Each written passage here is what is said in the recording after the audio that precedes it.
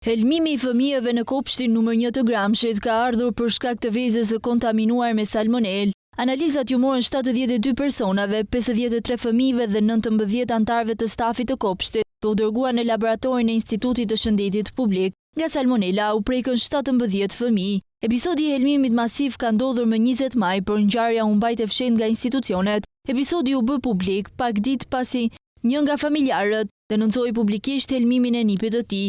Pak ditë më parë, prindërit të fëmijëve të këtij kopshti dolën në protestë duke kërkuar hetimin e personave përgjegjës për marrjen e masave për sigurinë ushqimore.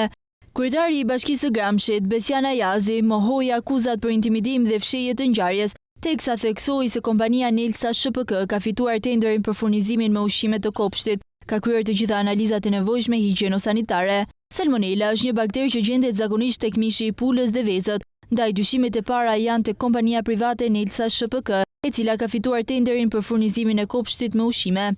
AKU ka pezulluar aktivitetin e kopshtit deri në përfundimin e dezinfektimit dhe analizave. Prokuria e Elbasanit ndërkohë ka nisur hetimet për zbardhjen e rrethanave të infektimit. Në reagimin e saj, Bashkia e Gramshit sqaroi funksionimin e regjimit ushqimor në kopsht, shprehu kujdesin ndaj shëndetit të fëmijëve, ndërkohë që kërkoi zbardhjen e rrethanave nga institucionet përkatëse. Skandali i salmonelës në kopshtin e fëmijëve në Gramsh u identifikua një javë më parë ku disa fëmijë shfaqën simptoma të njëjta të sëmundjes, duke nxitur dyshime tek mjekët të cilat kërkuan analiza të mëtejshme nga ISHP-ja.